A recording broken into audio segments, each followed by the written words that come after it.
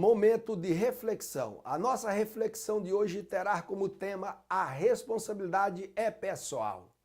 E há de ser que cada um dará conta de si próprio perante Deus. A alma que pecar, essa morrerá. Ezequiel 18:4. Eis que todas as almas são minha. Como a alma do Pai, também a alma do Filho é minha. A alma que pecar, essa morrerá. Ezequiel 18:20. A alma que pecar, essa morrerá. O filho não levará a maldade do pai, nem o pai levará a maldade do filho. A justiça do justo ficará sobre ele e a impiedade do ímpio cairá sobre ele. Louvado seja Deus. Nós vimos aqui nesses dois versículos que a responsabilidade é pessoal. Como está a sua vida hoje? A nossa vida a nossa vida não é nossa, a nossa vida não é nossa, a nossa vida é um dom de Deus. Se o Senhor nos chamar hoje, como nos apresentaremos diante dele? Já pediu perdão a ele pelos seus pecados? Como estão os seus pecados? Já confessou os seus pecados perante Deus? Como está a sua vida? Já se arrependeu? O arrependimento é o X da questão. Já se arrependeu perante Deus? Já pediu perdão a Ele? Se você confessar a Jesus, Ele te perdoa. Louvado seja Deus.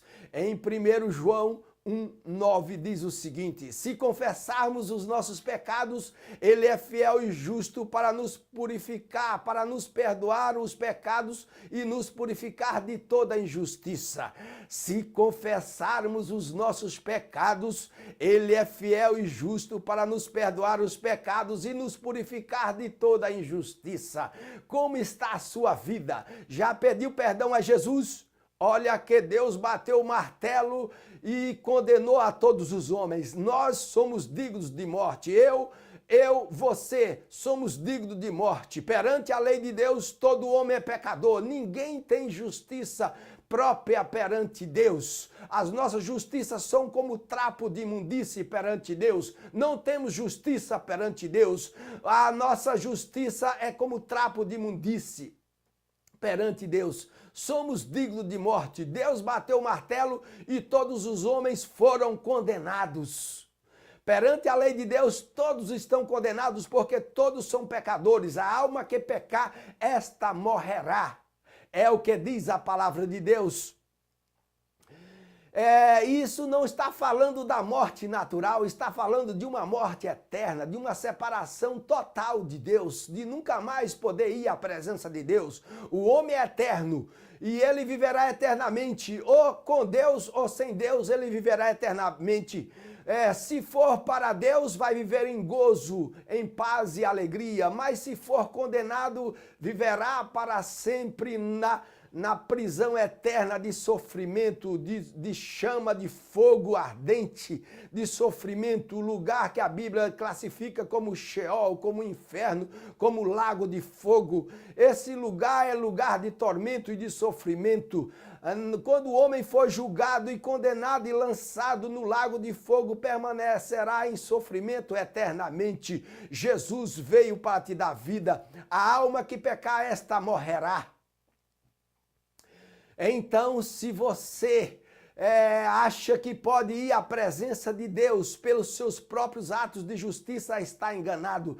As nossas bondades, as nossas justiça, as coisas que fazemos que consideramos ser justas, ela não pode nos perdoar, ela não pode nos purificar, ela não pode nos levar à presença de Deus. Somente um que pode nos levar à presença de Deus, e este um chama-se Jesus Cristo. Ele morreu pelo meu e pelos seus pecados. Ele morreu pelos nossos pecados para nos garantir a vida eterna. O homem foi condenado, Deus bateu o martelo e todos os homens foram condenados, mas ele tirou a última carta da manga, que é Jesus Cristo, e enviou à terra para morrer em nosso lugar. Nós éramos dignos de ser condenados, mas Jesus veio e morreu em nosso lugar. Ele pagou o nosso pecado. Todo aquele que confessar a Jesus como seu Senhor e seu Salvador, ele recebe o perdão de Deus. Aquele que confessa o seu pecado e deixa, ele recebe o perdão de Deus. Aquele que nasce da água e do Espírito Santo,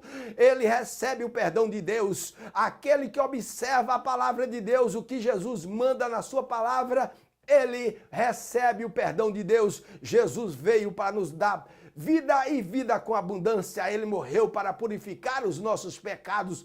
Arrependimento é uma conversão. Você está indo numa direção e volta, porque viu que está errado e que precisa do perdão de Deus. Jesus, o justo, morreu pelos injustos. Ele morreu por mim, ele morreu por você. Ele derramou o seu sangue justo por mim, ele derramou o seu sangue justo por você. Arrependa-se e confesse a Jesus como seu Senhor e seu Salvador e receba o perdão e a garantia de vida eterna e tenha esperança e adore somente a Deus.